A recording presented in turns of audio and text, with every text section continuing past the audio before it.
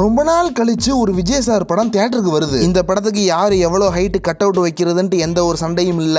FDFS 1 மணிக்கா 3 மணிக்கா 9 மணிக்கா சண்டை இல்ல. டிக்கெட் 500 1000லாம் கிடையாது. ஃபர்ஸ்ட் டே எவ்வளோ ஃபர்ஸ்ட் வீக் எவ்வளோன்ற பேச்சும் கிடையாது. இருக்கிற ஒரே சண்டை என்னன்னா யாரு சீக்கிரம் தியேட்டருக்கு போய் இந்த பீட்டுக்கு டான்ஸ் ஆடி ஸ்டோரி வைக்கிறான்றதுதான்.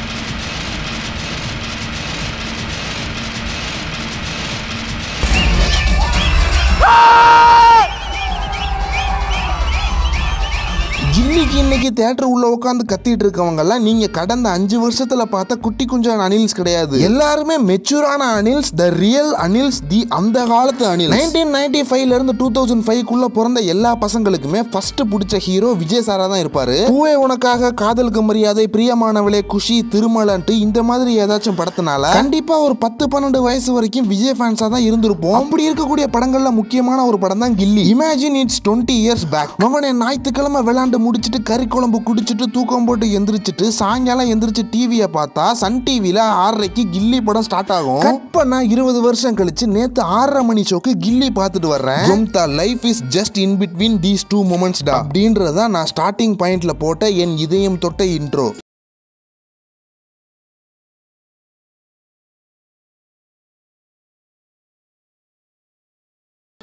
எல்லாம் தள்ளி வச்சுட்டு பார்த்தா கூட Ghilli is the best commercial masala film ever made. ஆச்சரியமா இருக்கும். இந்த கில்லி படம் வந்துட்டு ஃபர்ஸ்ட் ஃப்ரேமே ஒரு ஃபயரான பிஜிஎம்ல ஸ்டார்ட் ஆகும். அதுல இருந்து படம் முடிகிற வரைக்கும் படத்துல ஏதாச்சும் நடந்துகிட்டே தான் இருக்கும். ஒரு சீன் கூட நம்மள ரெஸ்ட் எடுக்கவே விடாது. ஸ்கிரீன் பிளேல பீக் பாயிண்ட்ஸ் சொல்லுவாங்க. அது ஒரு படத்திலேயே ஒரு 4 இடத்துல தான் இருக்கும். எக்ஸாம்பிளுக்கு வாய்ஸ் ஓவராலின் தேல் பத்திரி சிங் லியோவை எடுத்துக்கிட்டா ஹைனாவை பிடிப்பாரு பிளா பிளா பிளா, காபி சேக்க உடப்பாரு பிளா பிளா பிளா, அர்ஜுன் முறைப்பாரு இன்டர்வல் பிளாக் பிளா பிளா பிளா, மன்சூர் கதைப்பாரு லியோ பிளாஷ்பேக் பிளா பிளா பிளா, அப்படியே விட்டா கிளைமேக்ஸ். அவ்வளவுதான். இவ்வளவுதான் ஒரு நார்மல் படத்துல இருக்கக்கூடிய பீக் பாயிண்ட்ஸ்ன்றது.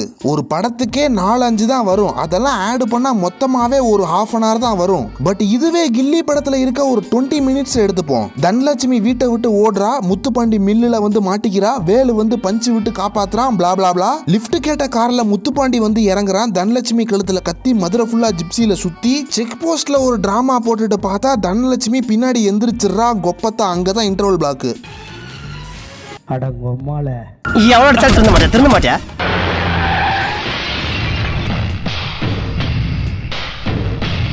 பார்ட்டி ஒன்னு தொடங்கட்டுமா? இளையராஜாவின் இசையில் நனைய உங்கள் அருகாமையில் உள்ள கடைகளில்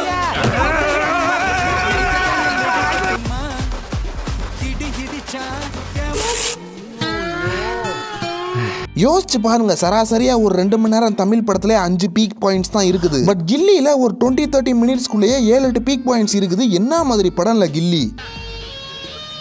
ஏண்டா இதே தான் நான் ஒக்கடுலையும் இருந்துச்சு, அதை ஏன் நீ இவ்வளவு பெருசா பேச மாட்டா அப்படின்ட்டு நீங்க கேட்கலாம். பீக் பாயிண்ட்ஸ் யோசிச்சதுக்காகவே இந்த ஒக்கடு ரைட்டருக்கு பெரிய சிலையே வைக்கலாம் தான். பட் அந்த பீக் பாயிண்ட்ஸை எப்படி யூஸ் பண்றோம், அதுல என்ன எலமெண்ட்ஸ் இருக்குது, என்ன ட்ரீட்மெண்ட்ல அதை நடத்துறோன்றதுல தான் அது வந்துட்டு கில்லியா மாறுது. அதுல முக்கியமானது தான் பிரகாஷ்ராஜ் சார்.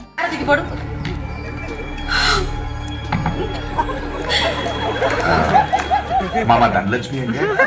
ஒரு 1.5 வருஷத்துக்கு முன்னாடி ஒரு வீடியோ போட்டிருப்போம். அதுக்காண்டி உட்காந்து ஒக்கடு பார்த்துட்டு இருந்தேன். அப்பதான் புரியுது கில்லியில இருக்க ஏகப்பட்ட சர்க்காசம்ஸ் வந்துட்டு ஒக்கடுல இல்லாம ஒரு கட்டத்துக்கு மேல அந்த கேரக்டரே கிரிஞ்ச் ஆயிருதுன்றது. பட் கில்லி எடுத்துட்டா Muthupandi is a Madurai gangster, actually a psycho, highly sarcastic fellow. அந்த கிரிஞ்ச் இல்லாத சார்காசம் தான் அந்த கேரக்டரே எங்கேஜ் பண்ணுது. அதை எழுதுனது தமிழ் ரைட்டர். அந்த ரைட்டிங்கை பிரகாஷ்ராஜ் அவர்கள் பயங்கரமா என்ஜாய் பண்ணிருப்பாரு.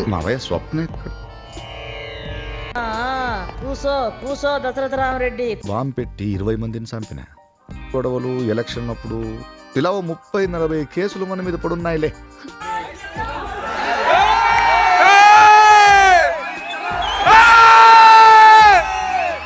ஒரிஜினலாவே இருந்தாலும் ஹாய் செல்லம் இல்லாத ஒரு கில்லி வெர்ஷன் எடுத்து வச்சிருக்கான்.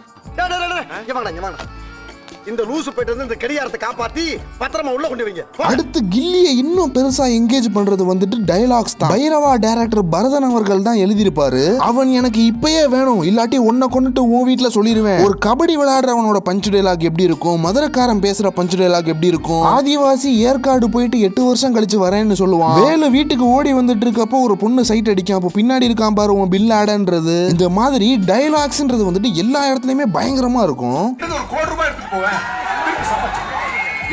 ஒரு 10 தங்கத்தை எடுத்துட்டு போவேன், திருப்பி வாய் ஆனா என் செல்லத்தை எடுத்து போறேன் ஜனலுக்கு இதயண்டா அவன் வைஃப்டா இதுக்கெல்லாம் மேல வித்யாசாகர் நின்னு கான்சர்ட் பண்ணிட்டு இருப்பாப்ல. 5 பாட்டு, ஒரு தீம் சாங், 2 கட் சாங்ன்ட்டு எல்லாத்தையும் விட படத்தோட முக்கியமான எலமெண்ட்னா அது வித்யாசாகர் அவர்கள் தான். அது ஏன் அப்படி சொல்றேன்ட்டு ஒக்கடு பார்த்தா புரியும். அண்ட் எனக்கு இந்த படத்துல சாங்ஸ், பிஜிஎம்ஸ் எல்லாம் தாண்டி பின்னாடி வரப்போற பாட்டோட டியூன்ஸை அங்கங்க மட்டும் யூஸ் பண்ணிருப்பாப்ல, அருமையா இருக்கும். நீ நிம்மதியா படு, நான் மாட்டில படுத்துக்கிறேன். Good night. அண்ட் இந்த படத்துல பிஜிஎம் வைஸ் எனக்கு ரொம்ப பிடிச்ச மூமெண்ட் வந்துட்டு அப்படி போடு பாட்டுக்கு முன்னாடி வந்த அந்த லைட் ஹவுஸ் சீன் தான். ஒரு பக்கம் முத்துப்பாண்டி வரட்டுறான், இன்னொரு பக்கம் அவங்க அப்பனே வரட்டுறான். பட் இவங்க தப்பிச்சு வந்து இந்த லைட் ஹவுஸ்ல உட்காந்துருக்கப்போ அவ்வளோ சாட்டிஸ்ஃபைங்கா இருக்கும் அந்த சீனு, செம்ம.